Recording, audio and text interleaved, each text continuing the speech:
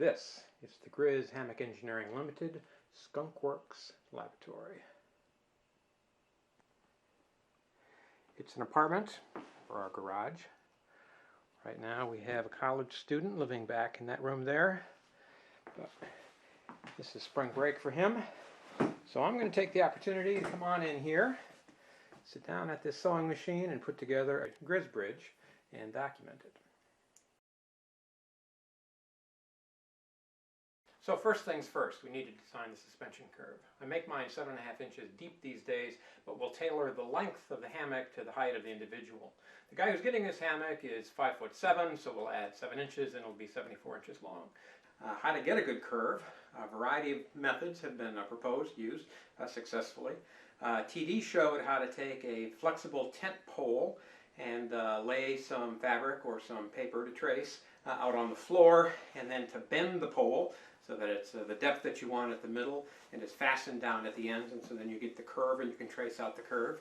Other people have put up some paper against the wall or the fabric against the wall and then hung a cord and then traced it and then cut it. What I like to do, being all quantish, is to write a little program that computes half of a parabola, and then to trace that out on the paper, and then to cut it out on the paper and lay it onto the fabric and to cut the curve, as I'll show you. So the way that I'll do that is that I'm going to write a little program in Perl that will compute this curve, and it'll compute the endpoints of this curve at every inch, but I'm actually only going to use the height at every 1/3 inch or so, like so.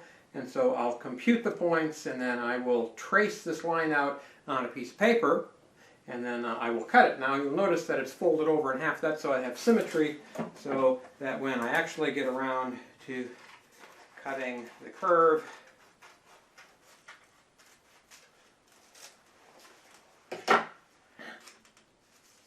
then I have my symmetric curve, and I will pin this down to the fabric and then cut along that edge. So let's go see how this is done in real. So we're a little program here in Perl to print out the coordinates for every inch for a parabola, at least half a parabola, starting from the midpoint and then going out to the edge. It's going to be printing out the coordinates in inches and in eighths, which will make it easier than when I'm laying out a tape measure to mark the places where I want to go. Now I've laid out the paper on the floor. By the way, having hardwood floors with good straight lines has proven to be very useful in all my projects. Pinned down the paper with some cans. Very happy to do that with fabric as well. And I got a 5-foot ruler that's along the way there. Now what I'm going to do is mark off the midpoint, which is 37 inches, and then start to mark off the curve from that point. So here I've copied the output of the program at 3-inch intervals. So this is the X position, this is the height in inches and in numbers of eighths. So now I'll just squat down using the rulers there and mark off the parabola in every 3 inches or so. So 37 inches is right here. Now what I'm going to do is take the coordinates that I've gotten from the program and mark off the height of the parabola from here down to the edge at increments about every 3 inches or so. Then I will interpolate lines, and then that will give me half of the curve. We'll then double the paper over, and then cut it, and then by symmetry, we'll have a nice symmetric, approximately parametric curve. Okay, at the midpoint, 7 inches 4/8. Slide it down 3 inches, and now we have 7 inches 4/8. So straight from there, slide it down 3 inches. We have 7 inches and 2/8.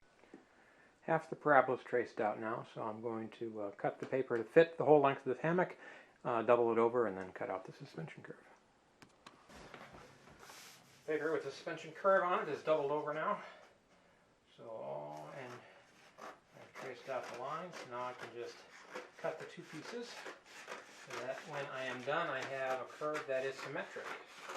Might even be parabolic, but at least it would be symmetric.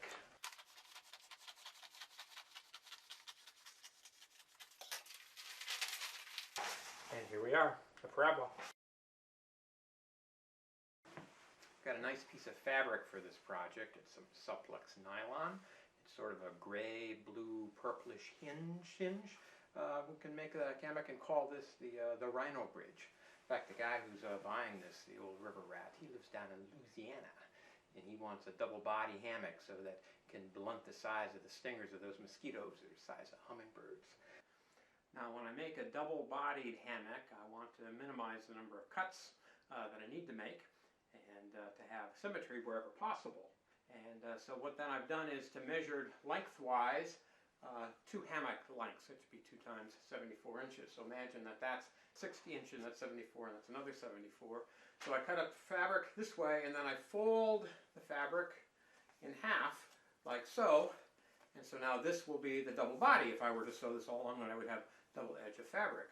However, this is 60 inches wide, and the hammock needs to be 54 inches wide. And also I want to make one cut to do all of the suspension curve cutting.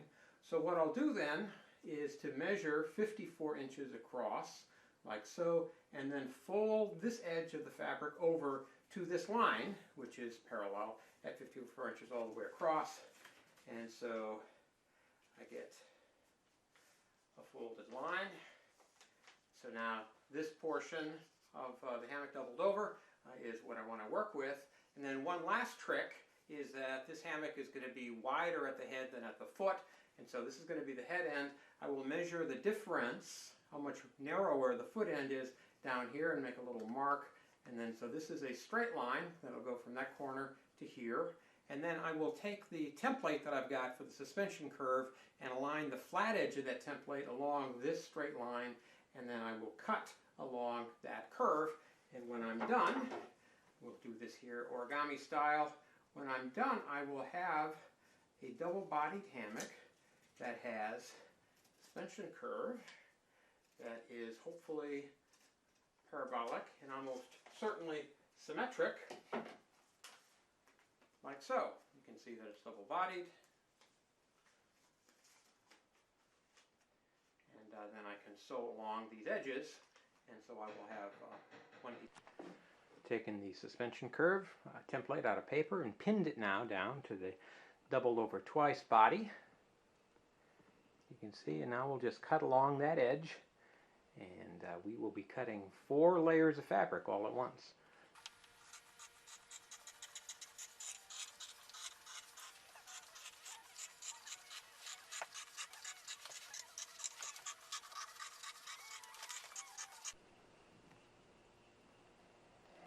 Okay, now we're done with that.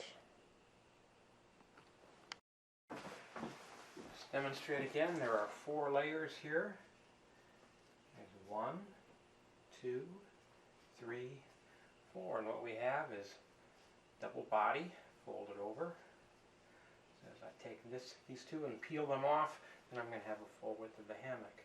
But what I want to do before I attempt any webbing is to sew up the edges, fix 2 bodies together.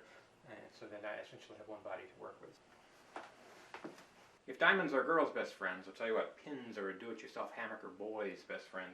What I'm going to do now is to sew along the edges of the double body. It's folded together on one side. But to keep those edges straight, I've put some pins along this way, and I've done it orthogonal to the edge that I'm going to sew along, so I have the option, if I choose, it's a little dangerous, to sew right over the top of them. So I've got a little bit of sewing to do, but when I'm done, I'm going to have a one-body, double-layer hammock. So I've got a nice double-layer hammock body now. A little wider at the top than it is the bottom, 7.5-inch depth cut. It's going to work out to be maybe 32 inches wide at the waist, which is just about perfect. Now we have a little tailoring to do at the corner. I'll show you with close-up to account for the fact that when we roll the webbing, then geometry plays another role. So what I'm going to do is I'm going to mark where I want the edge of that straight line to come.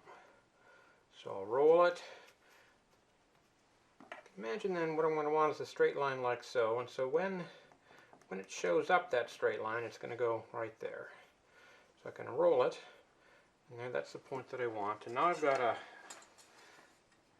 square, and I'll mark it there. And so this right here is the line that I would like to have.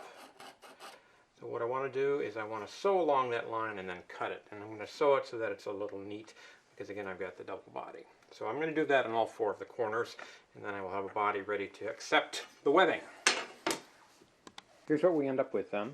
So we have a square corner there, so then when we roll along that way, then we'll have a flat edge. For the suspension webbing, I use a 1/2-inch polyester tubular webbing that I get from sailrite.com, and then done 3 bar tacks here, back and forth, maybe 6 to 8 times, 3 times, sometimes 4. I'm going to sew the webbing down now along this edge, although I'm not going to sew it at this end. I'm going to leave this loose because before I actually roll it and finish it, I want to put the end cap along that side. But what we can do is just to hold the webbing in place. I don't really need pins for this. I just line it up for every couple of inches, and it will track the curve, and that's nice. As they say in mathematics, locally everything is linear, and so locally every stitch is linear. So I'll get back to you after we finish this up. So I've gotten pretty close to the end now, so I know pretty much how long I'm going to need it. So what I want to do is I want to figure out what kind of loop I want, and then to cut it. And then before I sew it down, I want to put the bar tacks in, so that I'm not doing bar tacks through the fabric, which doesn't seem to be a good idea. So I'll just find a place to cut it and finish it off.